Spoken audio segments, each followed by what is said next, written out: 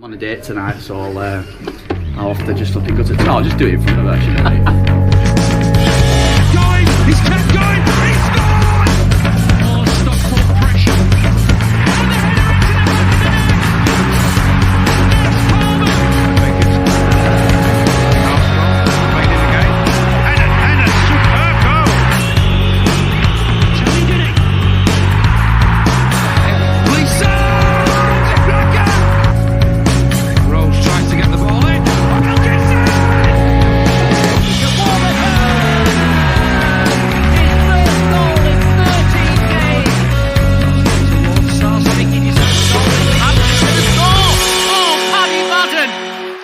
It's a 5-star performance from Stockport County.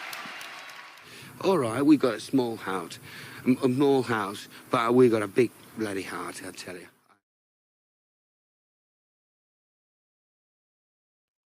How do, everyone, and welcome to SK3 TV, your weekly county show, giving you the first word on the weekends. Actually, I'm filled with the lurgy, so luckily I've got people with me to hold the fort. It's like, as soon as the weather goes nice, I get the lurgy. That's generally the rule. Everyone's out in the sun, and I'm just like, well, it's okay because I've got Hannah. Hannah, how are you doing? All right. I'm good. I'm glad you elaborated on that because it sounded like I'm Phil, and I was like, no, you're Nick. I'll be whoever you want me to be, Hannah. In the name of podcasting, I will be anyone you want. That's completely fine. How are we doing? All right. I'm good. I'm engrossed in the Olympics. It's been on since I came down to the office this morning, just in the background. So if I suddenly get distracted, it's because it's, I don't know, the relay triathlon or something. I'm suddenly really into the skateboarding. I've been looking at skateboards all day today, thinking, I could do that.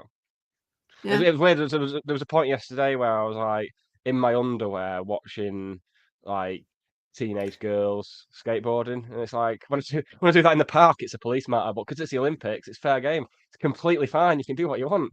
It's great. And then I've really like perfected this thing of wanting to watch something, then having to skip through like 4.5 hours of coverage on the BBC just to find that 15 minutes. There's probably an app for that. I know, but it's just another app. I've got enough apps. There's too many apps out there. Too many. Yeah. You know, we talked about you look so telling philosophical stories for a second about things that are wildly inappropriate after last week. That was maybe not the best story to open with. I'm just putting that out there. Do you remember it went down a storm in the WhatsApp group? Do you remember when we talked as well about like the first 5 minutes is when YouTube kind of monitors content, and then didn't swear. No, true, you didn't. That is true. Well, we're in the clear then. That's YouTube. Also joining us to add a touch of sanity to proceedings. It's Will. How are we doing, Will? You're turning to the wrong person if you want sanity. I've just finished the first. Oh, sorry. Yeah, that was new Jonathan's job, introduction. so, yeah. Sorry, mate. Yeah. Yeah. Also, here it's Will. There we go. Is that better? Yeah. I was really confused then. Yeah, tired. Starting new jobs is always tiring. But you're Stockport based in that new job, so you are officially one of us now. Because as we all know, you couldn't be involved in this podcast until you were back in Stockport. That was sort of one of the rules. Except for the one that I did from Surrey. Yeah, we don't talk about that though. The very first episode of the podcast. That's like our equivalent of Jules Holland's Hootenanny being filmed in like October. It's the unreleased pilot. Is that what we're saying? It was very much released. Episode? It was very much released. Yeah, it was because yeah. Yeah. Also joining us for some sanity, it's Jonathan the Geordie Hatter. How are we doing? Well, again, don't be necessarily expecting too much sanity, but no, I'm great. I've seen a Stockport County pre-season friendly now, so I feel like I'm acquainted, yes, with the names and possibly playing styles and positions of at least 4 footballers who play for Stockport County. So I feel unusually well prepared. And also I was in the main stand, as I might have mentioned. That's a new vantage point. Wow, I could see the game. As in like, I see. This is kind of how they line up. 4-3-3 or whatever it was, you know. Normally, I have no idea of that kind of thing at all. It's great, isn't it? It's good. Well, this week, all 4 of us have seen the game. 2 of you went to the game, and 2 of us saw it on a not at all dodgy stream. 2 of us definitely paid for it on the Stoke City website. Yeah. So, Well, it was probably easier than getting in the ground, by the way. Because I know people have been talking about like ticketing. I know we're probably going to get onto away ticketing, aren't we? It took me. I couldn't get in the ground. I got to Edgeley Park, and I knew I was going to go to the main stand, so I thought it would be like pay on the gate. So then I asked the steward, and I mean, I'm not blaming the steward, but I just think maybe they need to give them a little bit more training, because I think I confused him by referring to a turnstile. I don't think he knew what that meant. And he said, he kind of motioned me towards the ticket office, which was then closed. So then we went in the shop. It was me and Geordie Hatter, Frankie, and just people buying shirts. I thought, well, maybe you have to buy a shirt. You get a fee under the ground, and then eventually another security guy told us about this porta cabin over in the corner where I eventually got a ticket and got in like 2 minutes to 3. So temporary ticketing facility. We meant to go earlier, like parked. It was all very promising. And then I went on the Google Maps app, because there's an app, and was looking for crunchy chicken. Oh, okay. There's not one. They've all lied to me about crunchy chicken. And I'm saying to Charlotte, like, should we just go to Levi Shawarma? She's like, no, you told me about crunchy chicken. I'm like, it's not there. Like, the closest one's in like Wilmslow Road or something. So then I asked on the WhatsApp group. Then I couldn't be bothered walking back to nearly the roundabout. So I went to Greg's, Charlotte went to Levi Shawarma, and it took bloody ages. And then we had to queue up to get into the ground as well. Well, you get to go chunky chicken with me for the first time on the day. I am looking forward to this trip. I also appreciate the orientation in terms of, I was really concerned that I was not going to order the right thing, and that you'd all then, when I said it wasn't that good, you'd all be like, that's because you didn't order the right. That's the type of thing I'd do, to be honest. Yeah. So I had a chicken katsu Greg's, like a bake. It's very exotic. And then didn't eat it. Ate the rest of Charlotte's wrap, and she had it for a tea on Saturday night. So that's how well our return to Edgeley Park, catering wise, went on Saturday. It's very progressive of Greg's to do all this foreign muck, isn't it? Fair play to him. Yeah, she said it was all right. She said it got progressively spicier. But yeah, it smelled nice. That's how I described my lovemaking style on my Tinder bio. Progressively spicier. Progressively spicier, yeah. Progressively. Cheers to everyone who's tuning in. We've got Aidan, we've got Matt Bryan, John Billsbury, Cam's tuning in, Phil Lloyd, Dave Philbin. There's some names there. Cam's already whinging about the chunky chicken trip. Well, he's the guest of honour. Also, my school mum bestie. Who's your school mum bestie? Mike's Joe. Oh, so that'll be Mike in the. That'll be the poor woman. Oh, no, having to watch this. Not having to be your bestie. No, having to spend a Monday evening after working in a job where she's in charge of people's lives, no less, and then having to come and watch this. That's just, what a terrible set of stuff. Oh, you best dial down the filth, Will. Bloody hell. Don't look at me. Don't look at me. I'm just replying to something in the comments because I'm offended. I'm not offended. Well, everyone's offended nowadays, aren't they? Anyway, yes, if you are tuning in, don't forget to hit the subscribe button and go in the links in the episode description. You can find all our other stuff. I did it this week. Take that, Hannah. I'm winning. We will get into you look very confused here. I wasn't listening. I was reading the comments. This is how I imagined a podcast led by me would be, just me talking about some people being confused. We finally, 6 episodes in, we've finally hit that point. Right, we will get into the Stoke game, like the actual football that we all saw after this.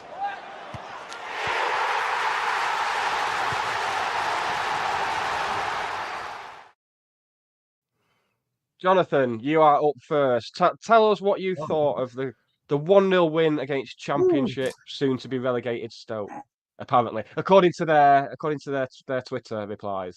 Really? They're nailed on to Okay. get relegated now because you base it on a pre-season friendly. I liked it. I like pre-season friendlies just generally. I like the feeling of being able to go to Edgeley Park, and watch County without feeling like I'm going to have a coronary at any moment, which is generally the case when I'm following my team. You know what I mean? So it was like a pleasant afternoon out. I think. I guess my actual first impression was the Stoke City away contingent because I was walking towards the ground from Shaw Heath way, and I don't know why I would have been surprised at this, but every single one of their supporters looked to me like a aged hooligan, like aged skinheads. Yeah. And even the ones who are like 14 look like aged skinheads, and so that was my first impression, and then. But they came in numbers, didn't they? So that brought a touch of atmosphere. I thought County were. If you asked me, if you'd like to know what I thought of County, I thought we were good. I was like, and by the way, I thought it was quite competitive for a friendly match. Like we were talking about our own players, never mind theirs. We're getting stuck in, and I thought maybe Stoke were a little bit. I'm not sure they were expecting quite that level of intensity. I think friendly games are like that, aren't there? There's normally a kind of settled this is how competitive it's going to be. It seemed we started a bit kind of hotter in that way than them. So that was there's some of my initial thoughts on Saturday. It's mad to see like blistering pace in the team. That was the thing that, because as successful as we've been over the last few seasons, I'd say Southern Hales and Louis Barry are the only two players that you could say have got blistering pace. And even as we've moved up the league, Southern Hales hasn't seemed as quick. But to have like a couple of players in there that are just Jack. I mean, you've been saying it for weeks ever since the first friendly, Hannah. But Jack Diamond is. I mean, he's gonna. I apologise for being boring, but he's going to be a diamond. I mean, the headline writers have already got the work done for them. That's going to be the most boring thing this season. Is going to be headline writers like fitting that into the headline. But he's a proper player, provided he sorts out his final delivery when he gets into the box, because there are a few times where he seemed to sort of just get round several Stoke players by hook or crook, and then the final ball was just lacking, be it a little pass in the box or a cross. Obviously, I believe he took the... Was he the one who took the free kick for the goal? Yeah, it's his free kick for the goal. I should just quickly apologise that I didn't mention Tanto there, but I'm so scarred by the number of injuries we've got that anyone who's injured, I'm trying to pretend they don't exist because it just hurts too much. So that's my excuse. That's reasonable. To it. Yeah, I definitely think that's fair, reasonable. isn't it? Yeah, it's a lovely delivery for the goal, and it was one of those. It was your classic Kyle Wootton goal as well that we didn't really. A lot of people have written him off based on last season, but he did. And then we had Rydell for the whole season, who provided a lot of assists for him the previous season. And it just, if we can get balls into him, then he's gonna score, surely. I think there were people who've written him off before he even signed for us. And I think we're seeing some people who had already made up their minds about him before he came to County, who quietened down a little bit in that first season when he looked pretty good and we went off the boil when he was injured. And then because I still think he suffered from not having a pre-season last year. I think if he can recover that sort of, if he can deal with the fitness things, which hopefully with a full pre-season he will, I think he's going to have a big season for us. Yeah, I thought he was great, by the way. I thought he was maybe even a shout for man of the match the time he was on the pitch. And it was, I think somebody said on Yellow Board, I was just looking, said maybe he's underappreciated by or maybe splits the opinion of some fans. I don't know whether he splits the opinions in a black and white way, like we could think of some, but I do think that maybe he just doesn't get the adulation. I think that Kyle Wootton should be due for what he does for us on the pitch, and I thought that the way that he held the play up and just gave us something that we didn't have before when he came on the pitch. He's a nightmare to play against, isn't he? When the referees aren't giving free kicks every time he kind of challenges for the ball. You wouldn't want to be playing against him, would you? The free kicks seem to be when it's a ball up in the air towards him, when he's having to that's what I was thinking. But even those on Saturday, it was like when he hasn't wasn't played getting into those people feet. against, Yeah, so much better. Yeah, I think he's the latest in a long line of big centre forwards that we've had at County who go underappreciated. I think the thing with Wootton, and I think the thing with any centre forwards we've ever had, is people just look at goals and goal involvements. They don't look at what else they bring to the team. It's like, oh, he's a striker, he should be scoring goals. He should be, yeah. Even when the instruction he has is to face the other way 70% of the time. You know what I mean? The big centre forward, like Niall Bell used to get that, didn't he? I just think of one, for example. Yeah, he's just the latest in a long line. The difference, I think, being that there are times when he has been relatively prolific. That first season for us, in his time at Notts, although he very rarely seemed to score away from home, but at home at Meadow Lane, he tended to be quite prolific. But I do just think so many people still to this day look at centre forward. Oh, he's only scored 8 goals in a season. Oh, he must be rubbish, and have ignored everything else that he's brought to the team. And I'm kind of bored of that argument now, but I still, it's like a sore tooth. I can't leave it alone when I see people bringing it up. It's very interesting on the go on. No, I was going to say, I think a little bit it's historical as well, in terms of that season.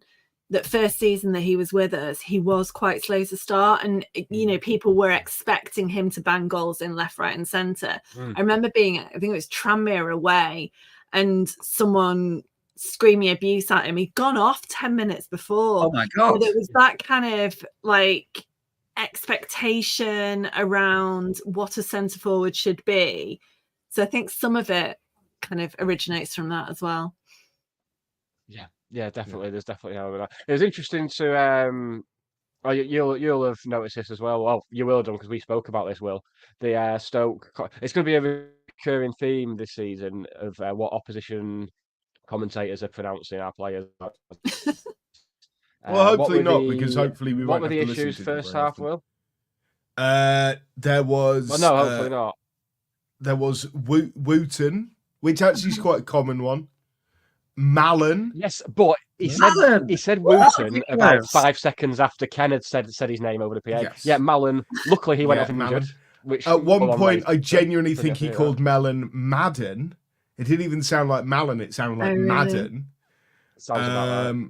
What was the other one? There was another one that was particularly egregious. Noel. Oh yeah, Noel. Right, Kyle all Noel, game. Which happened a lot last season. Yeah.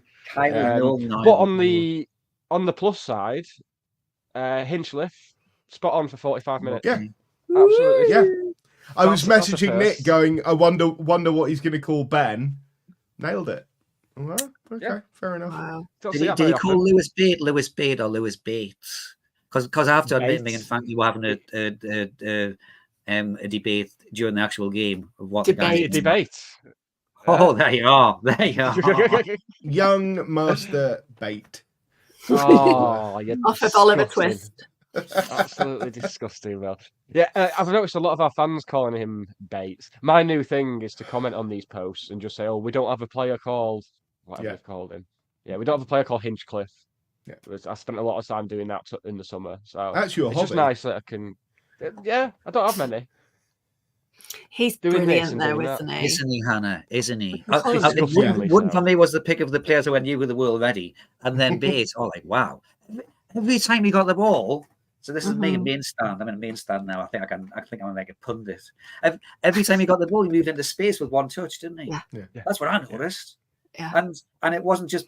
It's not just by controlling the ball. It's by I'm going to control that at the same time. I'm going to put it over there. Oh, take the defender out of the game. Yeah. And everything he did was consequential.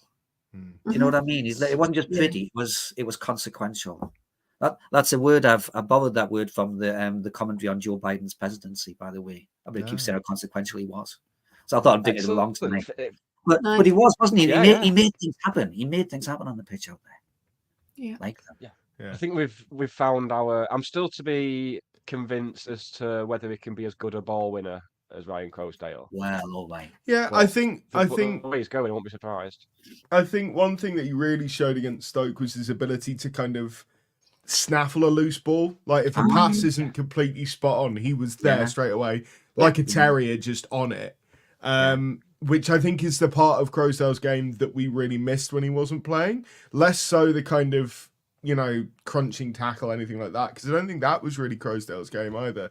But Bate just seemed to, any time a Stoke pass wasn't spot on through the middle, Bate was there, without fail.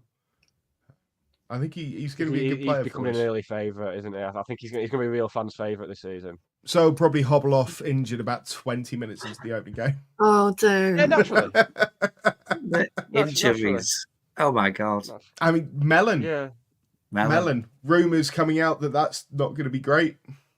I've read on the yellow board this evening. The most delicious part of the whole injury situation is that player we brought in, Callum Connolly. Is it Callum? Callum Connolly. Callum Connolly was the one who turned his ankle in Pinatar. Yeah, and he could cover in a variety of positions for injuries. Okay. And he's injured.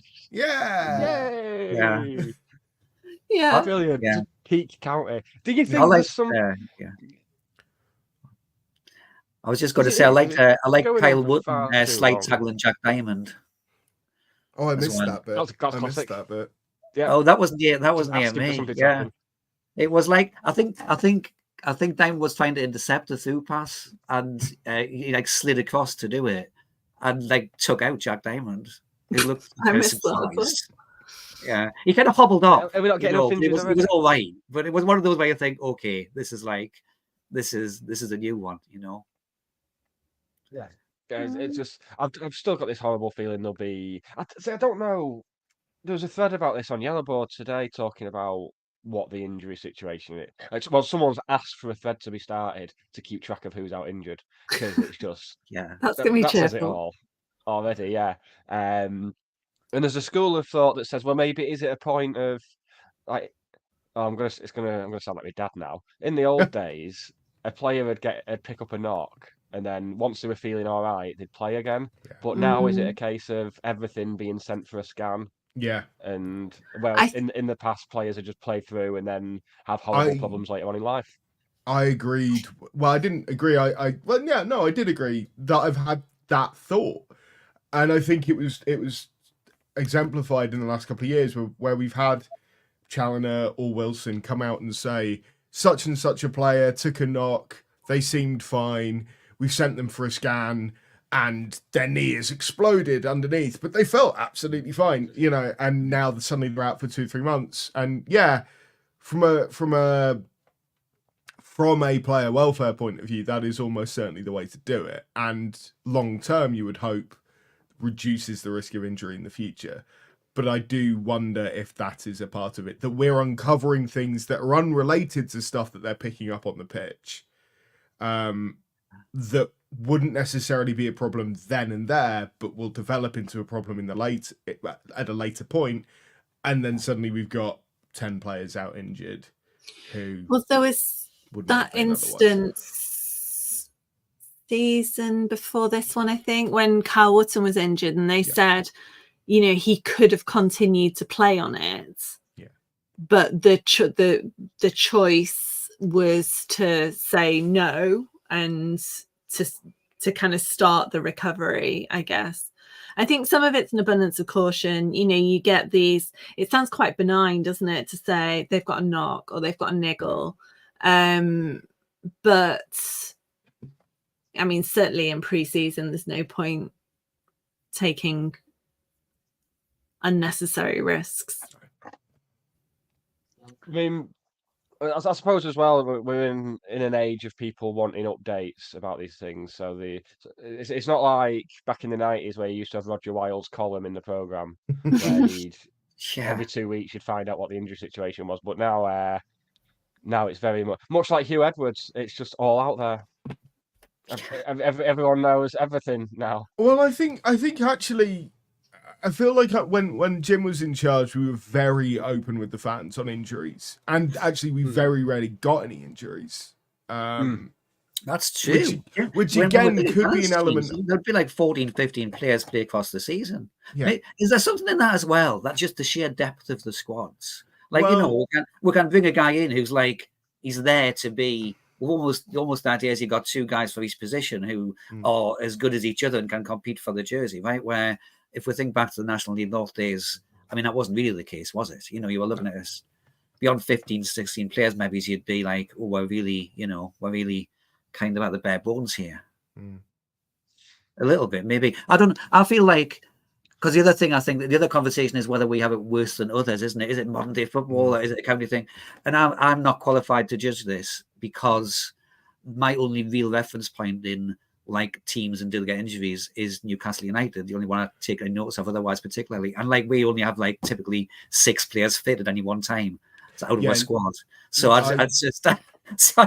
but people, as far as I understand, Newcastle are unlucky with injuries as well. So maybe it's my fault. Maybe that's what it is. Maybe it's all my fault. I have also heard that Newcastle had a particularly bad season with injuries. We did. We had hardly plenty players to put on the pitch. Yeah. I suppose the other thing about Newcastle as well, thinking about it, like just thinking now, is that if there's a similarity between the like playing styles, it's the whole like intensity thing, isn't it? Intensity is our identity. That's Eddie Howe's teams, it's like they never stop, So there might be something in that as well, just like how we go about playing our football. Yeah. It's funny though, isn't it, as well? Like we talked last week about reconciling the fact that it's pre-season and it's just about fitness for matches, it's about tactics, it's about trying things, and I guess kind of protecting players. It's that intensity and when they go back to training as well, that they haven't played for a couple of months. They're not all.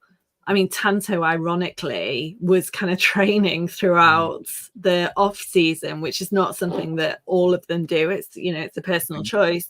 But, others, people like Jay Mingy, who is supposedly going to feature this weekend, you go back into training and it's maybe at an intensity that they're not accustomed to from their previous clubs. And it's almost like a shock to the system. But I was talking, so I had friends who were Stoke fans who'd done hospitality, and then they were sitting also in the main stand. And I saw them at half time, and I was like, so how close is this to your first team? Okay.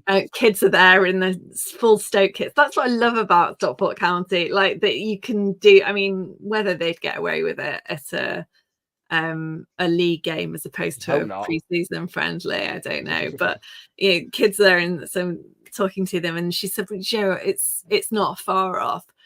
Then I messaged a friend who is a Stoke fan who was not there, and I think it was after they were then, it was kind of a little bit further into the second half, and he was like, oh, mixed like, yes, of course you're gonna say that.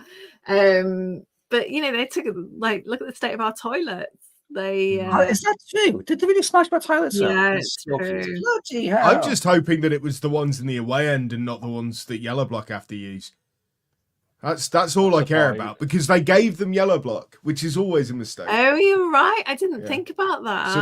So they will have assumed, unless they just moved where the fences were, they could have been our toilets. And it never occurred to me. It could have been the women's toilets in Yellow Block, which on any given match day, only 4 of them are functional anyway. I always wonder why there's such a long queue. Yeah, that's why. Yeah. That's the only reason. That and cocaine, probably. Water pressure. No, we don't do things like that in the Yellow Block. The ladies. No, have a bump before you go in the turnstile, don't you? Yeah. But I think it's down to water pressure because the taps don't work either. It's great. Yeah, that's always been an ongoing problem in the pop side. I found is that it's either all working absolutely fine, or there's no hot water, or it's just. I know we have no water. Like. Oh, okay. Clearly, they pipe it all into the gents there. You should see the ladies' toilets in the railway end. Genuinely terrible. Why have you seen the ladies' toilets? Because because Will, I have friends who are women. Right. Do you? And they come to games. Because women can go to the football now. Yes. and I knew her before I knew her boyfriend as well. So Right. So in fact, she comes to the game and she'll come back and remark and say, "There's no toilet seat, there's no hot water." It's like, well, what do you want? A toilet What do seat people want and hot nowadays? water. Yeah, just bare minimum. Yeah. But does it get to the point where you maybe think about bringing like your own toilet seat to the games? Would you be allowed in if you had like a toilet seat around your neck? If it would fit if you told me it was like a stag do. If it fits in one of those A4 bags that you're allowed. So if it folded up and went in an A4 bag, you could bring it in. Maybe that's a business like thing, because can you imagine? I mean, the turnstiles going to the top pop side are bad enough anyway in terms of catching the back of your heels. So if you then had something around your neck, travel pillow that doubles up as a toilet seat. Yeah. I've got a bit of neck pain at the minute, so I'm really feeling like travel pillow. Remember my travel pillow that was stuffed with knickers? Yes. How was that? It worked. It was fine. Like there was the zip didn't fail me. It worked as a functional pillow. I was strategic about what I put in it coming home versus going out. But that's what we could like. You could do Stockport County branded ones of those for the pop side. Yeah. Well, we've got a bit. Don't tell the club we should be doing this. Yes. Let's do SK3 TV merch. Yeah. I've been using travel pillow. I've been using one of them when I do my weekly run across all the back gardens near my house and go like nicking stuff off washing lines. I've been using one of them. It's great. Given my recent experiences, can we not joke about things like that? Oh. Cryptic, I like it. We'll do a bonus pod where we'll talk about that. No, and it won't be what anyone's expecting. Our PlayStation being nicked. Yeah, we know what that's about. We know what that's about, but I thought people would think it was some sort of peeping Tom situation from the way I led into it, and I wanted to keep that mystique. I might delete that bit. I might edit that bit out of the audio version. Yeah. We've had a comment from Dave Philbin that chimes with something I care about. On Saturday, Wootton was back to number 19. We can't start a player without a player wearing number 9. Do you think Tanto will get it? I don't think he will, because 25 is his favourite number, isn't it? And I'm with him. Yeah. I'm with him. It's one of my few non-traditional shirt numbers is a centre forward wearing 25. Well, Luke Beckett did it. Luke Beckett did it. Although then he moved to 9. He did as soon as he could, yeah. Although he was more of a 10 than a 9. Zola, I believe, was 25 for Chelsea. Gianfranco Zola. He was. Yeah, 25 is a good number. Brings us nicely into a game of the feature that doesn't have a name or a jingle, but I've fired up a random number generator. We're going to see what number comes out, and we can discuss what position that number should relate to. I thought you were only going to do this when Ben was on, so I feel honoured. No, that's how we started it. I started it when Ben was on, but it's for everyone. We're inclusive. We're woke. Right, I'm going between 1 and 30. Let's see what we've got. We have got number 13. Oh, that's an easy one. Oh, we'll have another one after this. Well, 13, I think it's safe to say, sub-goalkeeper. There can't be any argument for any other position. Apart from second choice left back. Second choice left back. No. No, I'm not having it. I mean, I'm sure we'll get into second choice. There's plenty of numbers that second choice left back could have, but no, 13 is your second choice keeper. I'm quite liking what we did. Was it last season where our second and third choice keepers had 12 and 13? I can get on board with that. I can party with that. Yeah. What's Adai gonna wear though? Isn't he 30 something? He's 34. 34. Yeah. Grow up. Yeah. That one was for you, Nick. Yeah, I'm fully on board. What number is coming up next? Oh, number 28. I don't really have any thoughts on 28. I have no thoughts on any of this. I'm just gonna let you argue it No, out. you've got a life. I'm going to say an attacking midfielder. I have no idea. I have literally no idea why. But that's I don't know why. He probably never even wore it, but 28 makes me think of Greg Tansey. Okay. Like, I don't know if he ever actually wore number 28, but I mean, certainly a midfielder. 28 has got to be a midfielder. And usually one who is more geared towards attack than defence, if they've got a bias. But yeah, it makes me think of Greg Tansey, but he probably wore 18. It's got the 8 in it, you know. Greg Tansey was number 17. What? Wasn't it? Yeah. Lunatic. Oh, so he was 17, then he went out on loan to Altrincham. The following season, he was 18, then 24, and then he was number 8 up until he left us. There we go. I'm amazed you've got a website that can just get this at your fingertips. Did Ben put this That's together? not Wikipedia. That's some kind of advanced niche observation you have going on there, Nick, quite clearly. Yeah, very much so. It's the transfer market website. People always pronounce transfer marked, and I don't know why. Because they don't realise that it's market. I'm with you, Hannah. It's like there's no E in it. I mean, there's no E. Surely. There's no E in it. No, there's no E in it, but it's transfer market. I thought it was a German website. And marked. No, because that's not the word for it market. Is German. But that's not the word for market. But if you look at the URL, like it's .de. Wettbewerb, Liar is page. It is German. It is marked. Yeah, the website is German. You're right, it is marked. Yeah, you're right. Yeah. Right, I'll with this. Well, I'll be calling it market. John Billsbury, I think, has summed up number 28 for me. 28, panic acquisition to cover for injury crisis. I think that's fair. I think there's a lot of numbers that can be assigned to. I think pretty much 27 upwards that can apply to. In my Football Manager saves, typically 28 ends up going to a young midfielder. So it's a young centre back for me. See, because it's got the 8 in it for me. So it's a midfielder. 4 and 8, 14 and 18, 24 and 28. Those are your midfield numbers for me. Well, you will also accept 13 for a backup left back. So only to annoy you. our backup left back has got number 33. We're fine with that, aren't we? We're fine with 33 for. Yeah. I mean, he's not going to be our backup, though, is he? Especially if Rydell's out injured. Yeah, if Rydell's out injured, you imagine he'll be starting. Yeah. And I suppose if all the other numbers lower are taken, then I suppose he's got to go for that, hasn't he? And it's better that than like 35. Well, I mean, if you go any number, go on. No, go on. I'll be like any number. I think maybe I'm just like a bit old-fashioned about certain numbers and remember when there was like 13 players in a season. I'll feel like any number above about 26 feels to me like a gimmick. And then you get the ones who are like number 83 because that's the year they were born or whatever. I don't know what people feel about that. No, that's a very American thing. That's a very American thing. A lot of ice hockey players have done that. So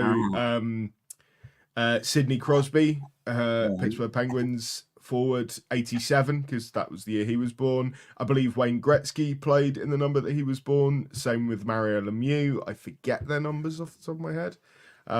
Very, very American thing. Very popular in ice hockey. There's quite a few. There's a player who recently quite successfully was 99, and I was like, oh, that just makes me feel old because they were born in 1999 and they're a really good ice hockey player. Maybe that's the reason I don't like it. It's like some people that are born in like 2004. It's like that's ridiculous. It's a creeping sense of time. It's horrible, isn't it? Can we, before we move on from the squad number chat, can we all agree that anyone describing a defensive midfielder as a number 6 needs to die a horrible, painful death? Yeah. Number 6 is a centre back, isn't it? Yes. Yes, it is. And I was very happy to see that Lewis Bate was wearing number 4 against Stoke. Hannah right now looks like a mum who's had to take her kids to a Pokemon convention. I just don't care. I'm not sure how much I do, Hannah. I'm just kind of joining in. Maybe I should stop. Oh, I do. I do. I don't think I care as much as Nick, but I also definitely care. Like, definitely care. Important stuff. What we'll do, we will move on to, because we've got about 20 minutes or so left, and that will probably cover about a quarter of last week's ticketing farce, which we will do after this.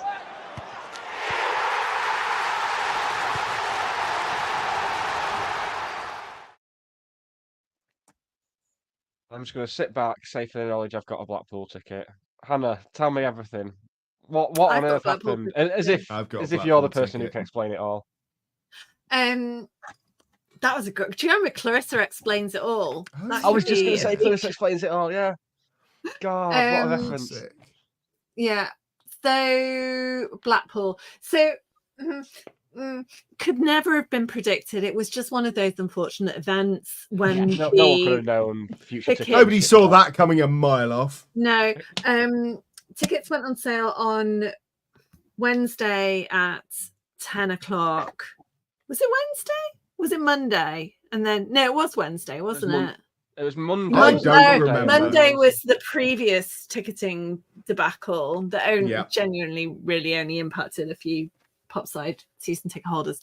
So yes, 10 o'clock on Wednesday, and no, it was the sorry, no, it was 10. Yeah. It was the second attempt that was 11. Yeah, sorry.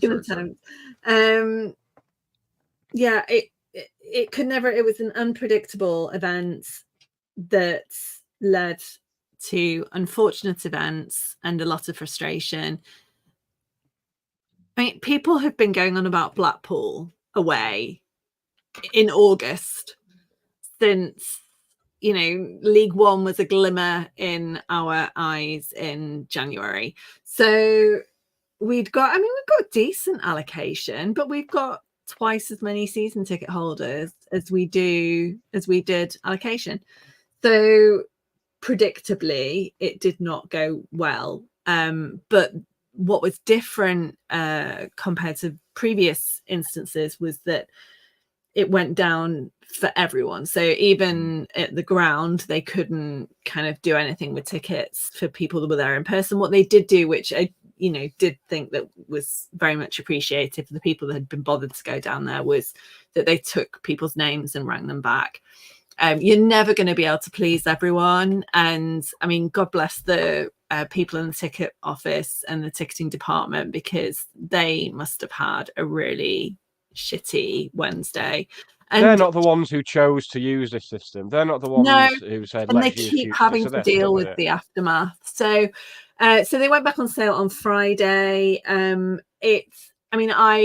was done and off by 2 minutes past 11. I know that experience isn't necessarily typical of the general kind of population, but it worked very well for me. I think it slowed down afterwards. And then, inevitably there are not enough tickets for all the people that wanted tickets. So I understand that we've applied for an additional allocation. That's not been confirmed, Jen. It's certainly not been confirmed as to when they might go on sale. And there are various rumours about, that when they go on sale again, they'll just be on general sale. So season ticket holders who missed out in the kind of the first two allocations essentially would have no kind of preference over anyone who doesn't have a season ticket, which I think is a little bit problematic. Yeah. But I don't they can't please everyone, and they have to have some kind of boundaries, don't they? But yeah, I think it's very much a future ticketing issue. And I know all ticket platforms have issues. Ticketmaster is horrific. I know a lot of I think I bought tickets for Crew last season in the playoffs. They use e-ticketing, which is okay.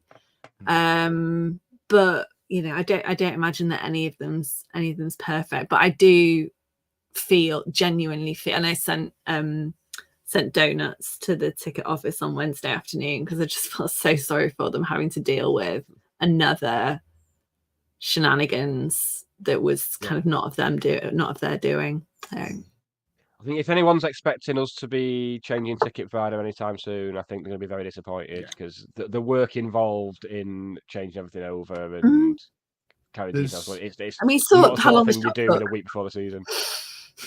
There's no way that we're going to do that. Like at this stage, if that's going to happen, it happens in the summer. Which even then probably doesn't.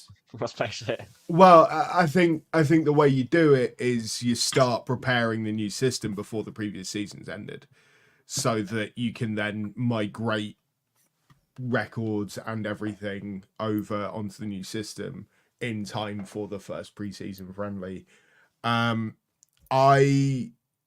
managed to get a ticket. I got very lucky. I was on at 10:59. Refreshed the page. The link wasn't there. Kept refreshing the page until 2 minutes past 11. Got through. No, sat in the queue. There were 200, 300 people in front of me in the queue. Got there. No tickets available.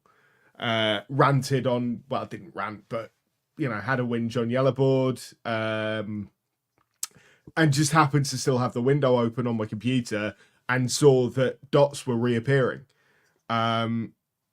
Missed out on a lot of them, but managed to snag one, get it in the basket as soon as it was in the... thing I understand is who's putting tickets in their basket and then not paying for it within 15 minutes. Because that's why those tickets are then being released again. I then had a 50-minute wait for my confirmation email, which was never fun. But I think we have to have a loyalty scheme. I think it's got to come in. And I say this as somebody who's probably not going to do very well out of it. With my new job, I'm not going to manage to go to very many away games. I'm probably going to be quite low in the queue. But if we had only 200 people, 300 people who could buy a ticket in that first batch, it just takes some of the pressure off. And then you go down to another level. And I think this thing of number of aways on an account last season, it did a job. It wasn't fully fit for purpose. There was abuse going on, but all this talk of we don't think there's need for a loyalty system from questions that have been asked of people in the past, I think it's just wrong. I think there has to be something, because it's not going to happen every week, but if this happens three or four games a season, that is going to cause a lot of frustration for people who just want to go to a football match. And I suppose that's the thing, isn't it? It's because it's going to happen. It's the games where it's not going to happen most of the time that there's going to be problems, but the times when it's going to be problematic is the ones where like everybody wants to go, and then people who are like regular fans don't get to go. I'm never sure about the loyalty scheme thing. In that, I get it. I completely get the arguments like for it. I just also feel a little bit like I always worry about. Unless it's done in some way that's got a little bit of, nuance to it. Kind of, it becomes a bit of a closed shop, you know what I mean? And new fans can't get in and all that kind of thing. So I've seen proposals where it's like, well, you could do it in such a way that you always hold some back for general sale, and it's just about kind of. I think it would only become an issue of a closed shop if we were selling out every single away game. Mm-hmm. As it is, there are ample opportunities throughout the season for people to go to away games.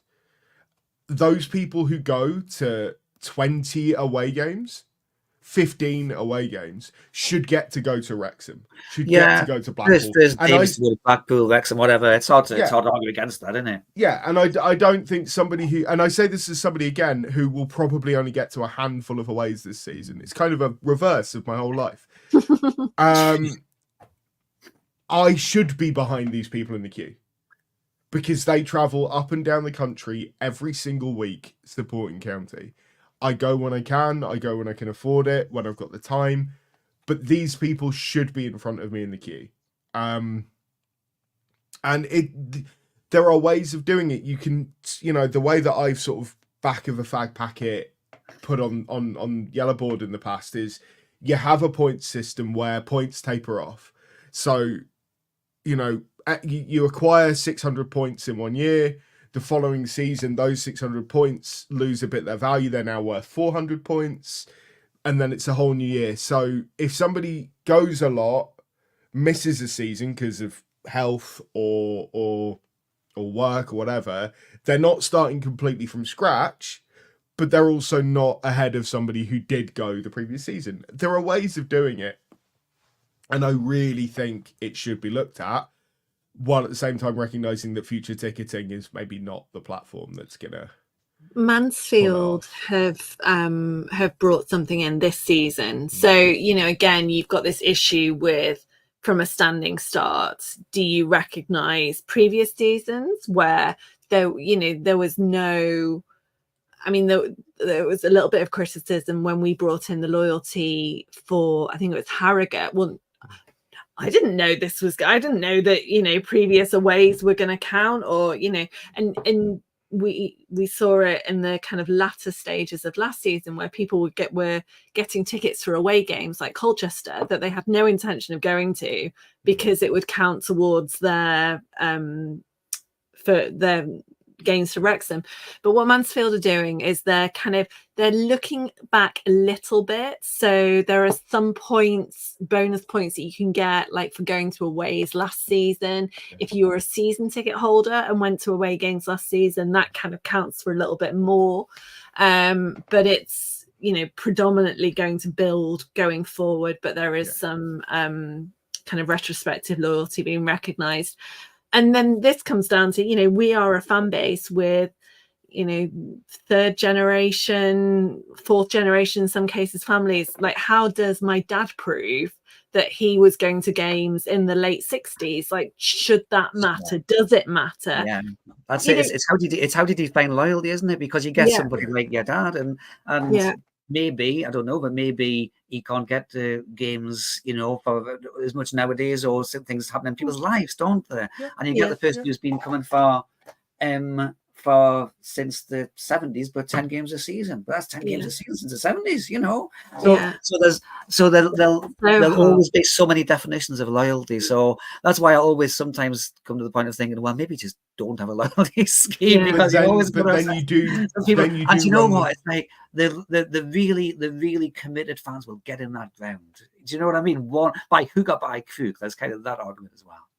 I think if you don't do anything, then there are people who definitely do tick the box, who go every week, who have been going every week for years. We're going every week when we're in the Conference North, and I don't think that they should miss out through no fault of their own.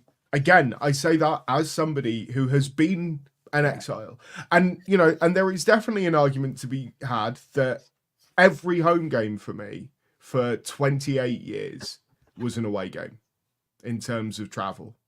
You know, it was a 400-mile round trip. Until I had my own car, that was a very expensive train journey. Yeah. I do not think I should have ever been in front of the queue of somebody who did that every week.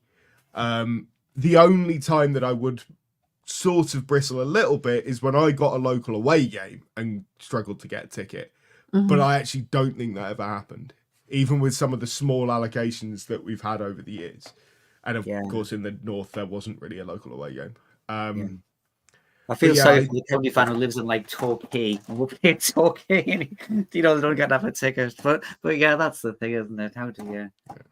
I liked a suggestion I might have seen somewhere was, you know,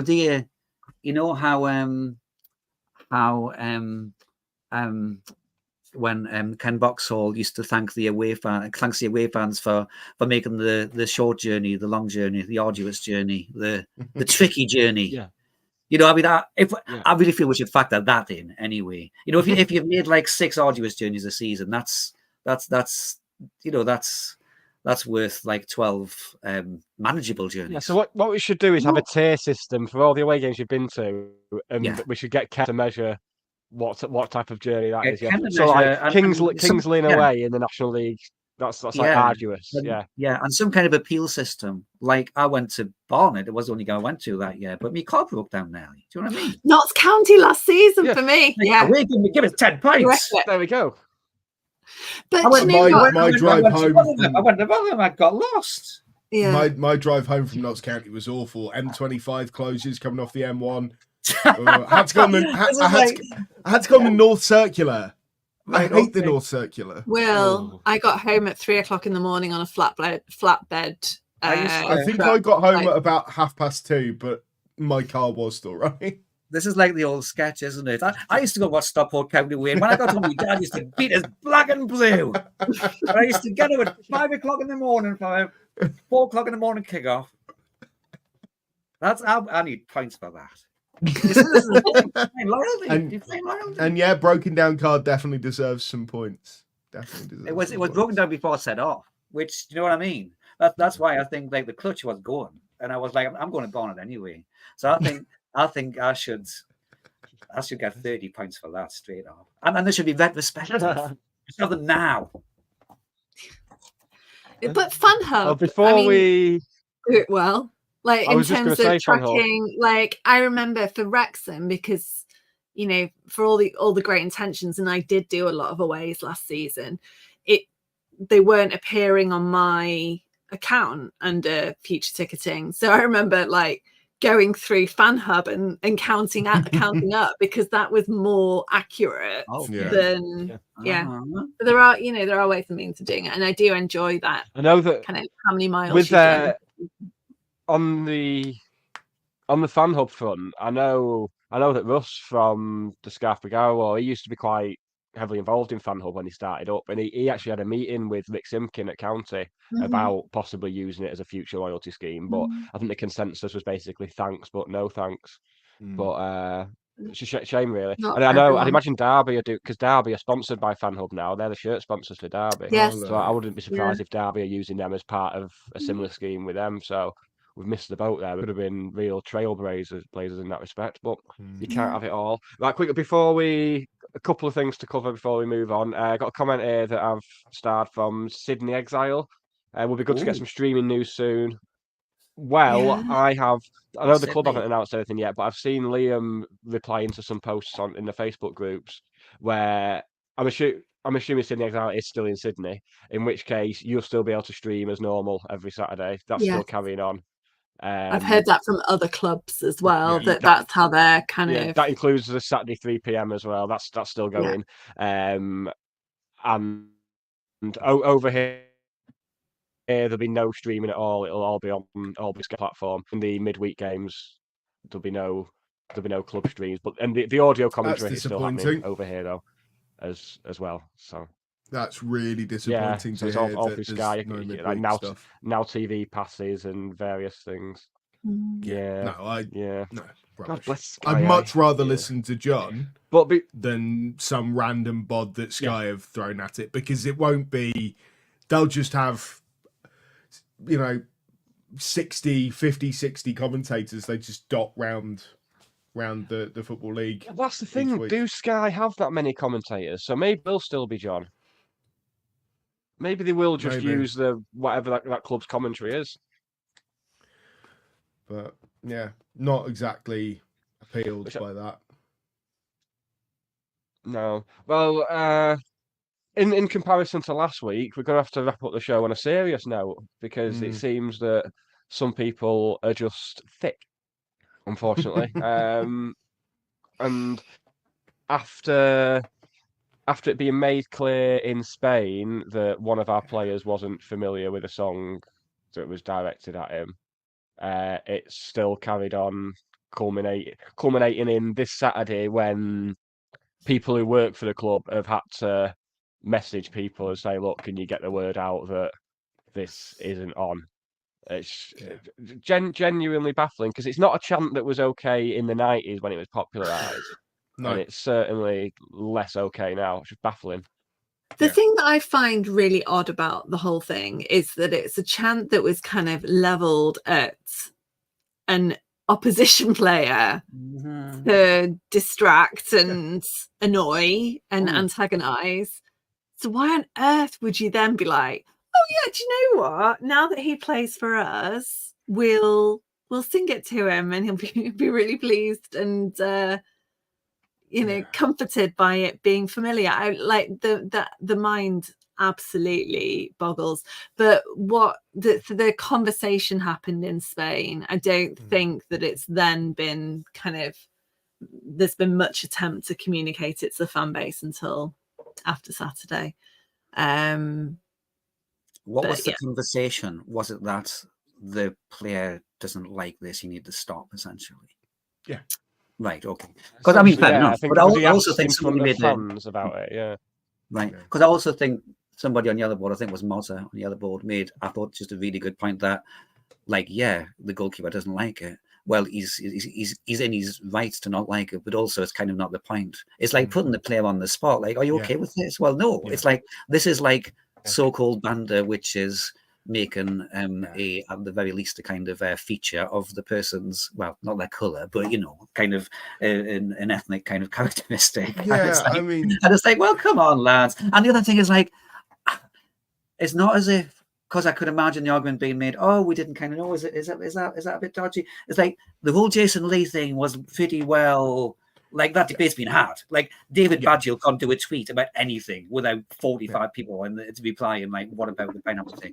So, and and I think he's he sat down with Jason Lee since, had a conversation. He's like, held his hands up. So he never really held his hands up. His apology was very mealy-mouthed.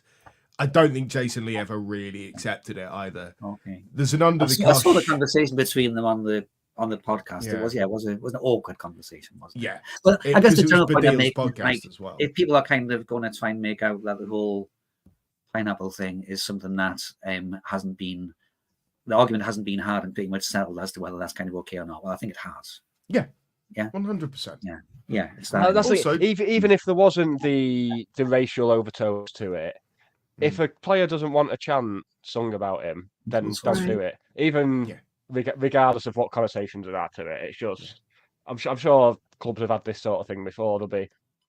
I know there've been other fan bases that might have sung songs about it. If a player's got into a bit of trouble in his personal life, having affairs and whatnot, I know there's been fans that have sung about that, and the players had to come out and say, "So why would you not just?" It was reasonably well documented. I know it wasn't mad documented last week, but it was quite clear to those people that clearly not a fan of it. So hopefully prominent people have come out and said, "Look, it needs to stop."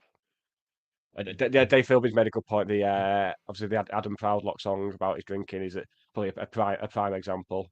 And that was stopped very quickly after Jim requested it. So hopefully I should imagine it'll stop now. It's just like a little bit distressing that, and kind of, I don't know, depressing that we kind of have to have the conversation again, because it's like, well, I will not. Is the learning not happening from the festus all the time? You know what I mean? It's like the exact same conversation again, isn't it? You know what I mean? Yeah. Do you know what? Yeah. Okay. So I did. I don't know if this is moving on the subject, but I thought it was funny how at the end the players went across to salute the Cheadle end, just because there was nobody in the Cheadle end. The Cheadle end was in the main stand. I was like, come on, over here. Are you? Would you say that you're a side-on view convert? Well, that's a good question. Well, I was really taken by it at the time, and like I say, I was kind of. I'm sure. Young Geordie Hatter, Fangy, was like, "Will you just stop acting like you're this pundit?" Because you've noticed that the midfielders are, and I don't know. I probably want me cake and eat it. Will is the short answer. I maintain be up there in the noise. I maintain the back of the main stand is the best view in the ground. Yeah, I can imagine.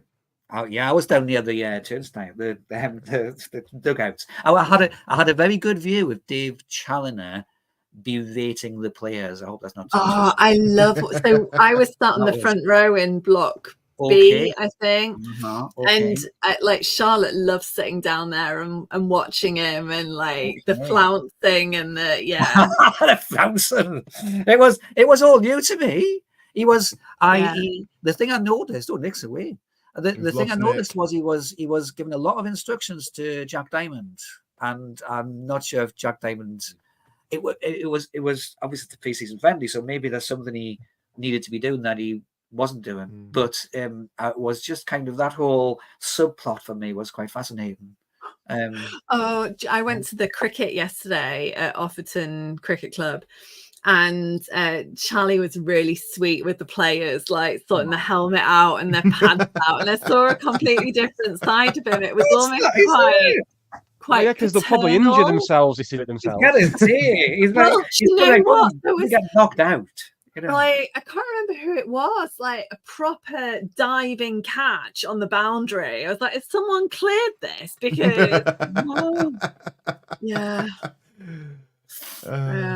but they're not. I think we can. I mean, I left when they were something like 69 for 7, chasing 169. I think we can safely agree that they're in the right profession, and we shouldn't expect to lose any to the world of cricket anytime soon. That is good news. Yeah. It's good though. I've just put this in the chat because I didn't want to interrupt Hannah in her flow, but it's Dad's calendar. So that's good to take that. That's what the day is, yeah. Oh, you didn't put it in the chat. You put it in the YouTube comments, but good effort. That's what I meant. That is what I meant. Because that is the YouTube chat. Right. That is the YouTube chat. It is. Yeah, you are right. Yeah. You're always right, Will. I'm not. I'm often wrong. You're always right, Will.